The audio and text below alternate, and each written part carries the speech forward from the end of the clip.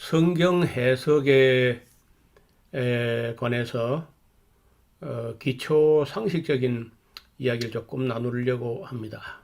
성경을 우리가 읽어서 아무나 그냥 읽어서 바르게 해석되면 참 좋겠는데 그게 이제 놀랍게도 그렇지가 않습니다. 즉 읽기는 읽는데 읽는 것이 깨달아지느냐 하는 거예요. 그 다음에 그 깨달아진다고 하지만은 그 바르게 깨닫는지 이것도 중요하고, 깨달아지지 않는 것도 문제가 되지만은 엉뚱하게 잘못 깨닫고 잘못 이해하고 이제 이렇게 하면 또 문제가 되거든요. 게다가 또 성경은 이리 해석해라 그런 뭐 어떤 규정이라든지 이런 게 있으면 좋겠는데 그런 것도 없어요. 그래서 성경이 기록된 이후로 수많은 사람들이 즉 지난번에 본 대로 성경을 오해해서 생긴 종교 종파가 그건 30억에 이른다는 말씀을 드렸죠. 그럼 우리는 뭐 바르게 해석하고 있느냐 하면은 별로 그렇지도 못해요. 그래서 이제 지금도 교파가 이렇게 많이 나와 있고 이단 사이비가 막 생기고 하는 거죠. 한 번은 구스 넷이라는 사람이 예루살렘에 예배하러 왔다가 그 비싼 성경 중에 이사야서 두루마리를 어떻게 구입한 것 같아요. 그거 이사야서는 분량이 만만치 않고 그게 파피루스 같이 이게 값싼 종이에 기록한 것도 그 기록한 서기관의 노력 때문에 가격이 만만치 않은데, 문제는 그게 양피지였을 경우에는 굉장히 비쌉니다. 우리 상상을 넘어설 정도로 비싼 건데 그걸 구스 4시쯤 되니까 어떻게 돈을 들여서라도 이제 구입을 했는데, 그 비싸게 구입했기 때문에 또 읽어서 알고 싶을 거 아니에요. 그런데 마차에 흔들리면서 예루살렘에서 출발해가지고 구스로 가려면은 그게 뭐 아무리 뭐 빨리 간다 손 쳐도 한 달 넘어 2달쯤 가까이 걸릴 거예요. 그 먼 길을 가는데 지루하고 무료하고 또 성경 알고 싶고 하니까 또 그 비싼 돈 주고 샀기 때문에 이거 읽어봐야지 하고 읽는데 문제는 이해가 안 되는 겁니다.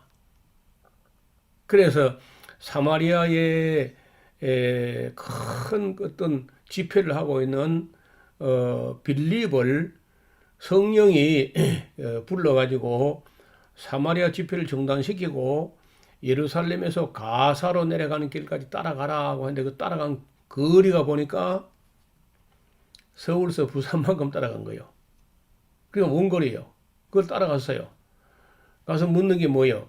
묻는 말이 읽는 것을 깨닫느뇨? 라고 물어서요. 읽는 것을 읽긴 읽는데 읽는 것을 깨닫느냐?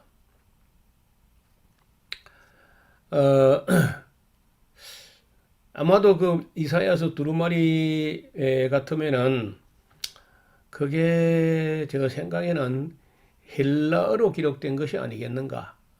헬라어로 번역된, 아니면은 이제 히브리어로 되었다면은 헬라어로 번역이 안 된 히브리어 원전으로 원래 히브리어로 기록됐으면 더 어려울 수 있고, 헬라어로 번역된 책이라 할지라도 이디오피아 사람이 헬라어가 능통했는지는 또 다른 문제예요. 어떻든 읽기는 읽는데 제법 읽은 것 같아요. 그 예언자가 이 말한 것이 자기를 위함이요 타인을 말하는 것이요 이렇게 이제 어려워하니까 빌립이 거기서 예수님을 중심으로 해서 이사야서 이야기를 쭉 했더니 그 제대로 알아들었다는 얘기죠. 그래서 물이 있으니까 세례를 받겠다 해가지고 세례 받고 이디오피아를 갔다는 거 아닙니까? 그때는 이제 읽기는 읽는데 깨닫지 못해가지고 누구를 말하는 예언인지 그 예언이 누구에게 적중되는 건지 이제 이런 걸 몰라서 애를 태웠단 말이에요. 그리고 또 한 군데를 찾아보려고 해요. 누가복음이라고 보시면 누가복음을 보시면은 누가복음 10장인가요? 10장 25절에 보면요. 어떤 율법사라고는 뭐 율법 도사죠. 일어나 예수를 시험하여 가로되 선생님 내가 무엇을 하여야 영생을 얻으리까? 이거 참 대단한 일인데 무슨 얘기냐면은 율법사쯤 되면 당시에 지체가 높은 신분이기도 하고 학문적으로 인격적으로 여러 면에서 유대 사회의 지도층 인물이 율법사야. 근데 예수님은 그때 나이가 한 30살에서 많아야 33살, 30살, 33살 뭐 한 32살쯤 된다고 봅시다. 32살이면 이제 뭐 겨우 청년 면한 그런 정도인데 어떻든 율법사라고 하는 사람 같으면은 50세 내지 60세 됐을 것이고 예수님이 31~2살 됐으면은 거의 자기 아들 뻘밖에 안 되죠. 나이로 보면은. 그런데 어떻든 이 율법사가 예수님을 시험해 보려고 왔다는 거야. 저는 이 율법사가 예수님을 시험해 보러 온 것에 대해서는 조금도 제가 나쁘게 보지 않습니다. 왜냐하면은 그 시대에 지금하고 다르게 그 시대는 누군가 누구를 가르친다고 할 때는 그게 흔한 사람이 아니야. 다 뭐 지식이라는 게 뭐 일천하기 때문에 다 배우려고 하는 거는 몰라도 가르친다는 것은 쉬운 일이 아닌데 또 거기다가 나이가 뭐 예수님이 그때 한 60이나 이래 돼가지고 50이나 60 돼가지고 뭐 경륜도 있고 경험도 있고 이래서 이제 가르칠 만한 나이나 어떤 그런 신분이 돼가지고 가르치면 모르겠는데 30살 정도밖에 안 되는 사람이 사람들을 가르치는데 뭐 한둘 오는 것도 아니고 기본으로 12제자를 거느리고 다닐 뿐 아니라 무리가 때로는 막 수천 명씩 이렇게 모여서 예수님께서 가르치고 한다니까 그런 가르치는 사람이 잘 가르치고 있는지 잘못 가르치고 있는지 그거 알아봐야 될 거 아니요. 율법학자쯤 돼서는 이 사회에 무슨 혹세 무민하는 사람인지 아니면 바르게 가르치는 건지 가서 알아보는 거는 전혀 잘못된 것도 아니고 시험해 보는 것도 잘못된 거 아니에요. 저는 잘못된 거 보지 않습니다. 물론 못된 심보로 가지고 그 예수님을 그저 단죄나 정죄할 마음만 가득해 가지고 그렇게 물으면 그 잘못된 거지. 그런데 일반적으로는 이렇게 그런 젊은 사람이 사람들을 모아놓고 가르친다고 할 때 그 알아보려고 오는 것은 참 좋은 자세라고 봐요. 당연히 그래 해야 되고 또. 그런데 이 율법 선생이 예수님을 향하여 선생님이라고 또 높여서 예절도 갖추고요. 너 뭐야? 너 뭐하는 사람이야? 이렇게 물은 게 아니고 자기를 또 들어서 그 나이 좀 된 사람이 내가 무엇을 하여야 영생을 얻으리까? 나 어떠하면 더 출세하겠어? 뭐 이런 것도 아니고 말이요.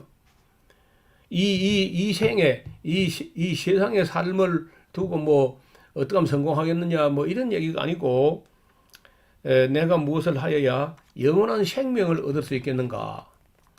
여러분 이거보다 더 중요한 질문이 있나요?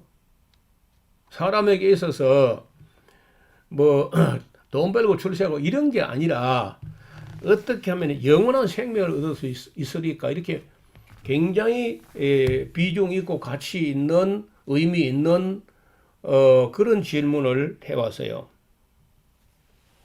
여러분 같으면 저와 여러분 같으면 뭐라고 대답해요? 응? 주 예수를 믿으라. 그래야 너와 네 집이 구원 얻으라. 뭐 반드시 그렇게 했겠죠. 어, 천하 인간의 다른 이름 없음 구원 얻을 이름을 주신 일이 없다. 주 예수를 믿으라. 그래야면 너와 네 집이 구원을 얻을 것이다. 하나님이 세상을 이처럼 사랑하사 막 이렇게 할 것 같은데 예수님 그렇게 한 거 아니에요. 그렇게 한 게 아니고 뭐래 봐요. 26절 봐요. 예수께서 이르시되 율법에 복음서가 아니라 그때는 복음서를 만들지도 않았고 신약은 한 페이지도 기록 안 됐어요. 율법에 무엇이라 기록되었으며 네가 어떻게 읽느냐. 자, 영생의 문제를 놓고 물었는 질문을 드렸더니 주 예수를 믿으라 한 게 아니라 율법에 무엇이라 기록되었으며 네가 어떻게 읽느냐. 이제 기록된 걸 정확하게 문자와 문법, 문자와 단어와 문장과 문단과 그 문맥에서 의미를 제대로 이제 어떻게 기록되었으며 두 번째 네가 어떻게 읽느냐. 다른 말로 네가 어떻게 이해하고 해석하느냐. 그런데 보면은 그 율법사가요. 자기가 물어놓고 자기가 대답을 한다니까. 왜냐 예수님이 워낙 대화법이 능수능란해가지고 예수님께서 대답을 잘못했다가 걸려들게 이래 안 하고 그 자리에서 예수님께서 지금 율법학자가 예수님께 질문을 던졌는데 그 질문을 그 자리에서 즉서서 되돌려줘가지고 질문했던 그 사람 입에서 대답이 나오게 유도해가요. 이런 고도의 대화법이야. 고도의 대화법. 이거 우리가 좀 배워야 됩니다. 절대 대답하면 여러분 혹시 누가 와서 이단이나 사이비가 와서 시비 걸어가서 뭐 물으면 대답하면 안 돼요. 뭐 구원파나 안식교나 누가 와서 여러분 또 여호와의 정의나 뭐 와가지고 그 뭐 질문 툭툭 던질 때 그거 대답하면 바로 걸려들어요. 대답하지 말고 그러세요. 그 점에 대해서 당신들은 어떻게 가르칩니까? 바로 그 자리에서 질문을 돌려주는 거예요. 또 물으면요. 그래서 그 점에 대해서 여러분들은 당신들 그 교단 교파에서는 어떻게 배우고 어떻게 가르칩니까? 또 돌려줘요. 뭐 4번, 5번, 6번, 7번, 10번쯤요. 하나도 대답 안 하고 그 자리에서 모든 질문을 다 되돌려서 그렇지 그 점에 대해서 여러분들은 어떻게 이해하고 어떻게 배웁니까? 이렇게 이제 하면요. 재미없어서 갈라 그럽니다. 그러면 주저앉혀 가지고 그 앉아요. 이제 내가 물을 차례 아니요 하고 이제 물어 들어가는 거예요. 예수님께서 어떤 이 놀라운 대화법인데 분명히 그 율법사가 예수님을 시험하려고 왔다가 지금 자기가 시험 당한다니까. 예수님께서 거꾸로 그 질문을 그 자리에 돌려줘 가지고 그 율법사가 대답해요. 27절 대답하되 네 마음을 다하며 목숨을 다하며 힘을 다하며 뜻을 다하여 주 너의 하나님을 사랑하고 또 네 이웃을 네 몸과 같이 사랑하라 하셨나이다. 맞아요, 틀려요? 예, 맞는 말이죠. 이게 정확한 답이야. 율법사가 정확히 대답을 했고 예수님께서도 그 대답을 듣고 28절 봐. 예수께서 이르시되 아니야. 주 예수를 믿으되 이래 한 게 아니고 예수께서 이르시되 네 대답이 옳도다. 이를 행하라. 그리하면 살리라. 뭐 잘못된 게 있나요? 여러분 이 대화는요 유명한 대화고 중요한 대화야. 구약시대에 살았던 신약시대에 살았던 간에 누군가가 어떻게 해서든지 간에 마음을 다하며 목숨을 다하며 힘을 다하며 뜻을 다하여 하나님을 사랑하고 또 이웃 사랑하기를 제 몸같이 하면요 영생 못 얻겠어요? 구원을 못 얻겠어요? 복을 못 받겠어요? 그런데 이게 복음서에서 나온 게 아니고 율법서에서 나왔다고. 또 이거는요, 이 율법사가 자기가 깨달았을 가능성도 있지만은 자기가 깨달은 게 아니야. 제가 볼 때는 모세가 깨달았거든요. 모세가 레위기를 하나님께로부터 받아가지고 그 레위기를 가지고 40년을 연구합니다. 연구하고 기도하고 하나님의 뜻을 헤아려 자기 정리를 하고 쭉 하는 가운데 40년 지나서 모세가 은퇴할 때, 즉 고별 설교를 할 때 그 고별 설교 내용에 10계명을 먼저 이야기를 해놓고 그 10계명의 의미를 압축하고 요약해서 핵심과 논지를 딱 말할 때 이 뭐 하나님 외에 다른 신을 섬기지 말라, 뭐 우상을 만들거나 절하거나 섬기지 말라, 하나님 이런 망령되이 이끌지 말라, 이런 계명을 모세가 이해할 때 다른 신만 안 섬기면 되고 뭐 우상만 안 만들면 되고 하나님 이름을 망령되이 일컬지 않아서 그 하나님 이름 나오면 막 발음도 못하고 벌벌 떨면서 아도나이라고 바꿔 읽으면 이런 정도 하는 걸 말하는 게 아니에요. 이런 정도 말하는 거는 이제 보통 유대인들이 그런 엉터리 해석을 했고, 모세는 정확하게 해석했는데, 모세는 그 1계명, 2계명, 3계명의 의미가 뭐냐? 의미가 다른 신을 섬기지 말라 말은 그러는데 의미는 뭐냐? 네 마음을 다하고 성품을 다하고 뜻을 다하고 힘을 다하고 목숨을 다하여 네 하나님 여호와를 사랑하라 그 말이고, 또 여러 가지가 있지만은 네 이웃 사랑을 내 몸같이 하라 그 말이다. 이렇게 모세가 이해를 했다는 겁니다. 제가 볼 때는 정확하게 이해한 거예요. 정확하게. 그리고 여기 율법학자도 정확하게 이해하고 있었고, 예수님도 그 해석을 보고 옳다는 거예요. 절대 틀린 게 아니야. 옳다. 네 대답이 옳도다. 이를 행하라. 딴 거 하지 말고 네 가서 뭐 영생을 얻기 위해서 다른 것 할 거 없어. 네 마음을 다하고 성품을 다하고 힘을 다하여 네 하나님을 사랑하고 그리고 네 이웃 사랑을 네 몸같이 하라.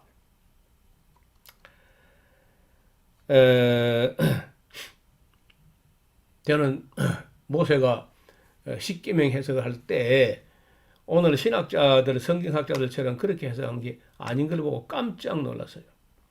오늘 만약에 어떤 신학자에게 십계명 해석을 하라고 하면 나 외에 다른 신을 내게 있게 하지 말라 하면 어떨까요? 나 외에 다른 신은 무슨 신이냐 해가지고 이제 어디서부터 하느냐. 바벨론의 온갖 여러 잡신들 이름 다 꺼내고 아수르의 모든 신들과 팔레스타인의 모든 신들과 애굽의 모든 신들 이름을 있는 데 다 옛날 뭐 종교나 신화나 전설을 꺼내가지고 그리스 로마 신이나 막 그 신의 이름을 다 꺼내가지고 이런 신 섬기지 말라 한 것이다. 이렇게 해석할 겁니다. 요즘 신학자, 성경학자는요. 근데 모세는 그래 안 했어. 모세는 그냥 다른 신 섬기지 말라 한 게 다른 신 섬기지만 그걸만 하려고 한 게 아니라 네 마음을 다하고 성품을 다하고 힘을 다하여 네 하나님 여호와를 사랑하라 한 말이다 하고 알아들었다는 거예요. 제가 모세가 십계명을 정확히 해석하는 걸 보고 정말 모세에게 감동돼 가지고 그때부터 구약을 보는 안목이 달라지게 됐어요. 그리고 예수님도 마찬가지고 율법학자도 마찬가지고 저도 마찬가지. 우리는요 전부 다 우리 다시 한 번 더 생각해 봐야 돼. 그래서 기록한 원 목적, 율법이 무엇이라 기록되었으면 네가 어떻게 읽느냐. 이 문제는 두 가지 질문으로 되어 있죠. 율법이란 무엇이라 기록되어 있는가. 율법을 보는 너는 어떻게 읽어 어떻게 이해하는가. 이거거든요. 이게 기록된 것을 확실하게 바로 읽는 것이 무엇보다 중요하고, 또 그렇게 기록된 것을 어떻게 읽어서 이해하고 어떻게 실천하느냐, 이게 중요한 거죠. 가장 중요한 것은 문법적으로 읽어서 역사적으로 이해하고 교리적으로 무리가 없는 해석을 딱 해내야 돼요. 그래야 이단이 안 되고 엉터리가 안 되고 또 하나님 앞에 갔을 때 착하고 충성된 진실한 종으로 칭찬을 받을 거라. 자, 잘못된 해석 안 봐요. 해석자 혹은 설교자가 자기 중심적인 해석. 이런 건 참 매우 잘못된 건데, 가령 예를 들면 뭐 주의 종을 잘 섬기면 복 받는다 뭐 이런 뚱딴지 같은 아주 행편없는 그런 해석들이 있어요. 그런 소리 하면요, 바로 일어나는 게 좋습니다. 그 교회 떠나야 돼. 설교자가 설교자 편의주의로 아전인수격으로 해석하는 거, 설교자에게 유리하게, 목회자에게 유리하게 요래 해석하는 거, 이거 잘못된 거예요. 그 다음에 지나칠 정도로 과잉 해석하는 거, 이거 참 보통 문제가 아니에요. 여러분이 이 모세나 예수님이나 스데반이나 이런 분들은 이 압축을 해가지고 핵심이 보이게 하는 그런 해석을 했는데, 바리새인들, 서기관들, 율법학자들은요, 이 오경, 모세 오경을 해석을 하는데, 이걸 미드라시, 미시나, 게마라, 토셉타, 브라이다, 할라카, 하까다 막 계속 해석한 걸 또 해석하고 또 해석한 걸 또 해석해가지고 나중에요, 오경을 해석한 그 해석서가 한 수레가 돼, 한 수레. 예수님 오셔서요, 그런 유대교의 전통, 그런 해석들을 그냥 싹 밀어버리고 그들도 보지도 않았습니다. 오히려 예수님은 거꾸로 압축해가지고, 여기 율법학자와 같이 율법이라는 게 말하는 게 네 마음을 다하고 성품을 다하고 힘을 다하여 네 하나님 여호와를 사랑하라 하는 그 말이고, 또 네 이웃 사랑을 네 몸같이 하라 그 말이다 하고 압축을 하는 해석이 예수님 해석이라. 여러분 스데반 해석을 봐요. 스데반 해석을 보면요, 아브라함서부터 예수님까지 이야기를 사도행전 7장 한 장 안에 다 압축을 합니다. 한 60절까지 나갔지요. 사도행전 7장이라는 게. 그러니까 아브라함서부터 이야기를 시작해요. 이 스데반 설교할 때. 그래서 이 압축된 설교, 역사 설교, 사도행전 7장 60절, 1절부터 60절. 이 60절 안에다가 아브라함서부터 예수님 때까지 이야기를 압축을 한다고요. 환하게 보고 있는 거예요. 그래서 제가 하는 설교 해석 방식이 모세의 방법, 그 다음에 스데반의 해석 방법, 그리고 예수님 해석 방법, 베드로 해석 방법, 요한 해석 방법, 바울의 해석 방법, 이제 이렇게 저는 뭐 신학교 가서 성경 해석학을 조금 공부했는데 내가 볼 때 안 됐어. 해석 자체가 엉터리야. 마음에 안 들어서 차라리 모세처럼 해석하자. 모세가 레위기 한 권을 가지고 해석해서 설교한 게 그 신명기거든요. 신명기가 설교 중에 설교고 인류 역사상 가장 위대한 설교 원고고 웅변이야. 그만한 웅변, 그만한 설교는 일찍이 존재한 적이 없어요. 그렇게 위대한 해석이다. 모세가 일생일대에 40년 사역을 하고 고벨 설교할 때 그 설교가 신명기인데 본문이 레위기고 그걸 설명한 게 신명기인데 길이가 별로 늘어나 있지 않습니다. 본문 레위기보다 더 짧아져 있어요. 레위기 페이지보다 신명기가 레위기 본문 해석한 걸로 보면은 오히려 짧아져 있습니다. 무슨 말이냐면 신명기 레위기는 27장까지 있고 신명기는 34장인데 무슨 말이요 하지만은 그 신명기 보면 앞에 1, 2, 3, 4장은요 회고예요. 회고 지나간 레위기 해석이 아니고 지나간 40년 회고. 4장 43절부터 28장까지가 그 안에 그게 레위기 해석인데 그게 그 페이지 수를 계산하면요 레위보다 짧아요. 그리고 29장 이후는 그 모압 평지에서 추가로 뭐 해석 외에 또 추가로 사족을 달듯이 덧붙여진 말씀이라고. 그래서 이거 놀라운 해석이다. 제가 거기에 큰 감동을 받아가지고 지금 제가 하는 설교 스타일이 다 그 많이 본받은 게 모세 설교, 스데반 설교. 하나 더 있는데 구약에 솔로몬의 설교였습니다. 그게 전도서야 전도서. 인생론 설교. 그러니까 모세 설교, 솔로몬 설교, 그다음 이제 예수님의 산상보훈 설교, 그리고 스데반 설교, 베드로 설교, 바울 설교 이렇게 설교가 성경 안에 한 6개 정도 있거든요. 그 6개 정도의 그 성경 해석 방법을 제가 터득을 하면서 실험을 좀 했는데 지금도 제가 하는 설교나 강의는 다른 사람들과 약간 다를 거예요. 왜 다르냐? 신학교 배운 게 아니고 저는 모세에게 배우고 솔로몬에게 배우고 예수님께 배우고 스데반에게 배우고 바울에게 그리고 요한에게 뭐 이렇게 배우니까 좀 다르다는 겁니다. 과잉 해석하면 안 돼 이거. 해석자가 자기 어떤 목적을 가지고 해석하는 아주 잘못된 해석이야. 문법을 무시하고 역사를 모르는 해석, 원인과 과정과 결론을 모르는 해석, 부분만 보고 무리하게 하는 해석, 모든 성경을 은유로 비유로 풀이하는 아주 위험천만해 이거. 나중에 이거 좀 더 따로 제가 지적할 겁니다. 은유 비유풀이 아주 곤란한 해석이라. 이건 어디로 갈지 몰라요. 여러분 여름에 풀밭에 깨구리가 앉아 있으면요 어디로 튈지 모르는 것처럼 은유법으로 하는 사람들은요 그러면 해석이 어느 방향 갈지 아무도 몰라. 지멋대로 천방지축으로 간다고. 절대 이런 거 하면 안 돼요. 옛날로 하면 오리게네스가 이런 거 하다가 이당이 됐잖아. 그 다음에 시대와 역사적 배경을 모르는 해석이나 기록된 원 목적을 무시하고 그 무리한 해석을 하는 거 이런 해석을 하게 되면은 성경 해석이 엉터리가 나옵니다. 그래서 언제 어디서 누가 몇 번을 들어도 아니요 할 수 없는 해석을 내놔야 되는데 그것이 바로 그 시대적 역사적 배경을 따라서 기록된 원 목적을 확실히 드러내는 그런 해석을 해야 돼요.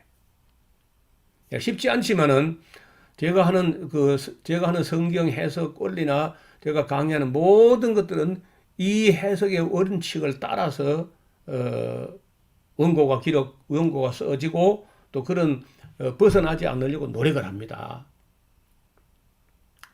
오늘도 뭐 이야기하다 보니까 또 시간이 한 30분 됐는데 여기 저 강의 듣는 분 중에서는 목회자, 선교사 혹은 교사 이렇게 성경을 가르쳐야 하는 입장에 있는 분들이 상당히 계시는 걸로 압니다.